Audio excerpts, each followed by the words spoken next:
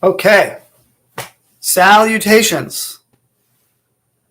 I'm Coach Tate, and today we're going to talk about the one thing that if you fail to do, it could cause you stress, it could cause you headaches, it could cost you thousands of dollars, many thousands of dollars in attorney fees, legal fees that you do not want to spend. So what is it? Today we're talking about research. Yes, research. It is the one thing that separates a successful pro per party from someone who is not successful and is just probably going to lose their case. So what I want to do today is talk about two different research strategies or tactics that you can use. And this is coming from two comments in videos that we're going to go over today. I'm using a different streaming platform, so let's see if I can pull it off. So the first one is, well, before I get into it, the reason why I want to talk about this is because what I'm trying to do here is to empower you to handle your court case by yourself. The governments help pro per parties by, telling them here's how you can get free legal advice, access to free legal services, and they've been doing that for decades, and it just doesn't seem to be working.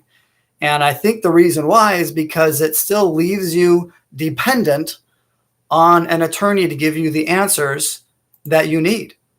And I don't think it's going to work that way. No matter how long they continue to try to find lawyers to give you free help, it's just not going to work. Instead, what I want to do, what I think is the right answer, is to empower you to represent yourself by helping you learn how to handle your case, so that you're not dependent on a lawyer. The idea is so that you become self-reliant in the legal issues that you're facing.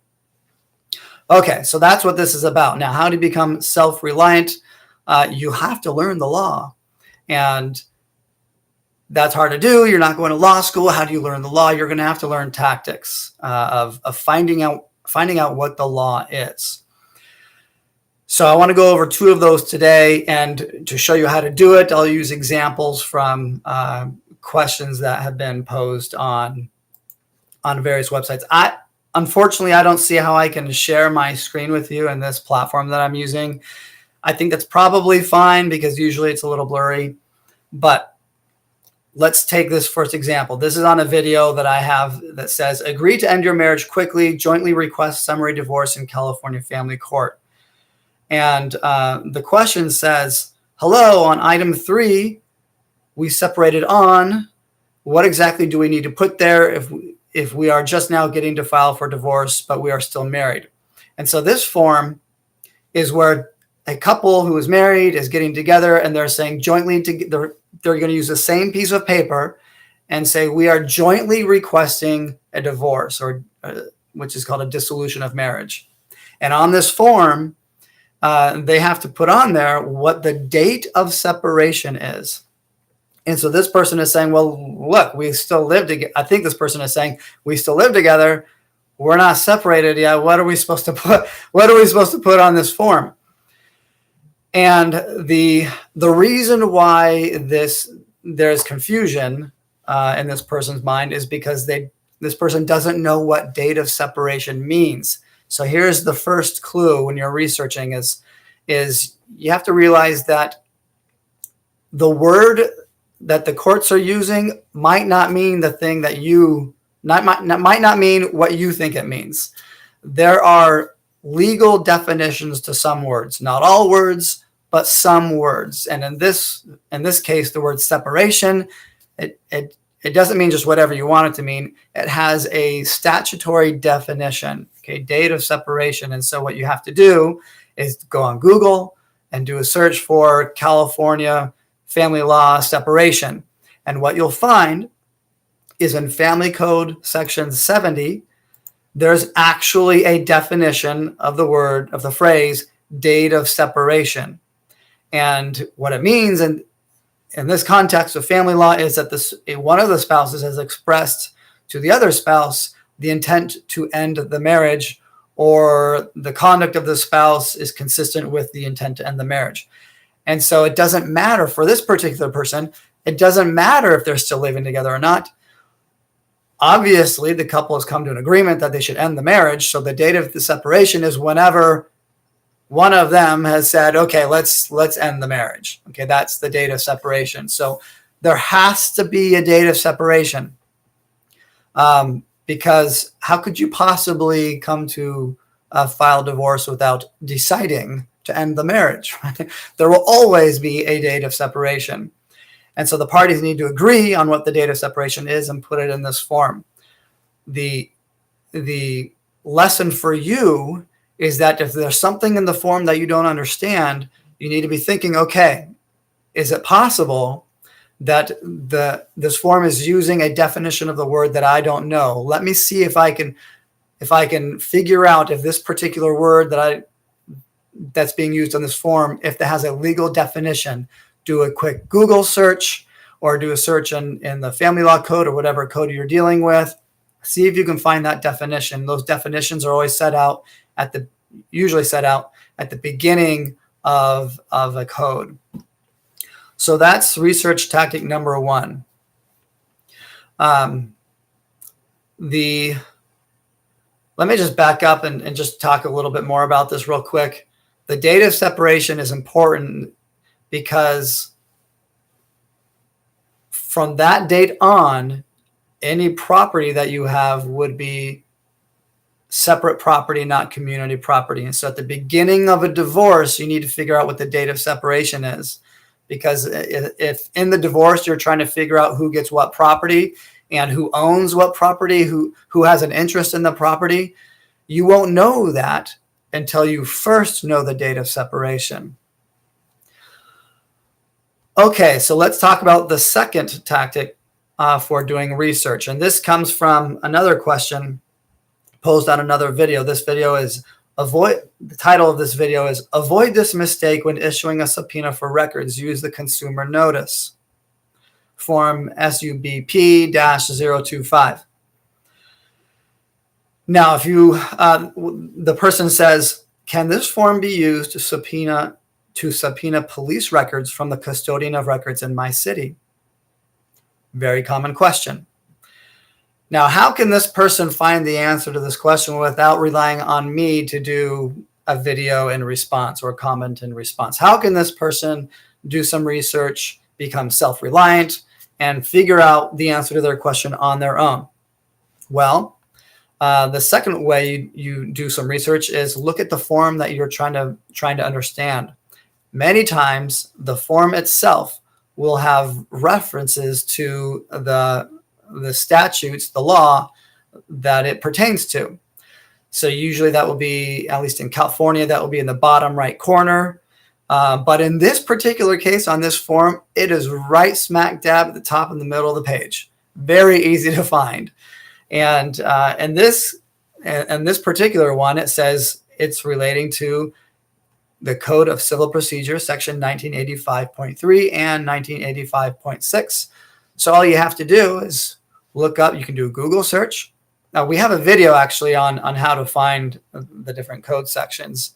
It's back in an early playlist. I think our first playlist that we have on our channel. But if you look at these code sections, you will get the answers to your questions. But let me try to answer as best I can right now.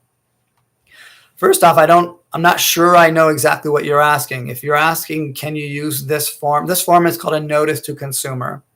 This form is not a subpoena. You can't use this form all by itself to get records because it's not a subpoena. The subpoena form is how you do that. The subpoena juicis tecum.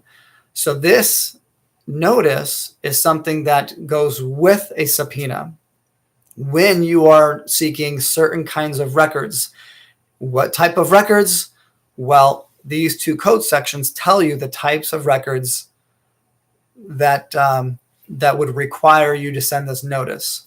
They are consumer records and they are employee records. So this individual is trying to get records from a police department. What kind of records? I don't know. The person doesn't say.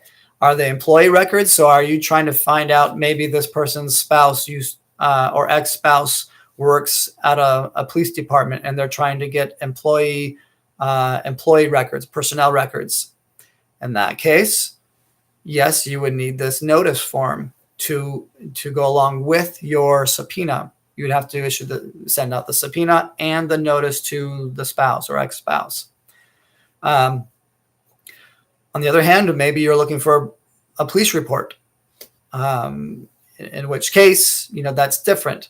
You probably still have to send the notice, but it's not an employee record in that situation. It's a consumer notice. So look at the code section that's indicated on the form, and that will help you find the answer to this question. Now, I'm actually going to give you a third tip, a bonus tip. And we actually have a video on this one as well, which is doing case law research. Look to see what the courts have said about this particular question or this issue that you're wondering about. And if you go back on our channel, you'll see we have a video explaining how to do case law research. And in this situation, if you were to go to scholar.google.com, the way you'd want to research this is you'd want to put in that one of those code sections, say 1985.3, and then put police and see what you come up with. And if you do that, you'll come up with a case, Tiffany H. versus Craig K., that helps answer your question about whether or not you need this notice to consumer when you're trying to get police records or records from a police department via a subpoena. Okay, so those are the two things. Now, why, you might ask, okay, if I'm saying that my hope is that you become self-reliant, why do we have all these live streams, and why do we have all these videos, and why do we have the full court preps on the website? Let me answer that. What you can do is you can research the law. There's tons of tools that we've provided to help you do that. Once you know the law, the really difficult part comes in knowing how to apply the law to your facts. What is your strategy? So in my practice, I talk about two different types of strategies. I talk about a legal strategy, and then I talk about an evidentiary strategy. You have to decide how you're going to use the law in your favor. What are you going to argue the law is? That's the legal strategy. The second part is the evidentiary strategy, which means what facts do we want to use? What evidence do we want to use that lines up with the law that we want to use? This is the part that is really difficult, and that's not something that you can do very easily just by looking up the law. Why? Because it requires judgment. It requires you to exercise discretion. There's no sure right or wrong answer. You just have to decide. You have to consider what your options are and then just make a choice. What's best in your situation? So there's no black or white letter of the law a lot of times when you're trying to figure out what your evidentiary strategy is going to be. So that's the reason why we offer the full court preps and coaching. The full court preps explain here's what the law is when it comes to presenting evidence, and then, which is hard to do online, just doing on your own. And then the second part is coaching, which is where we say, well, here's some things you might want to think about if you're saying, okay, I'm saying that this kid said X and the kid did Y. How am I going to present this evidence? Should I present the evidence? These are judgment calls. And that's why you're going to want coaching, even if you're able to find all the legal issues and all the law. And that's it. This is a quick video, quick live stream. I hope you found that helpful. I do recommend that you go to mycourtcoach.com, take a look at the full court preps and see how that can help you. Take a look at our coaching opportunities and see how you can get help coaching for your particular case. The other thing is memberships. I do recommend that you join the channel. Some of our live streams will be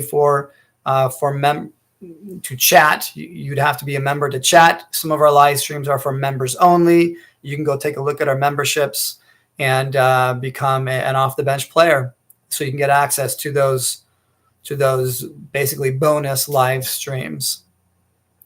And I hope this is helpful. If it is, please give us a like and share this with your friends and family members if you think that some of them may benefit from this channel. That's all for now. Over and out. Let's see if I can figure out how to turn this off.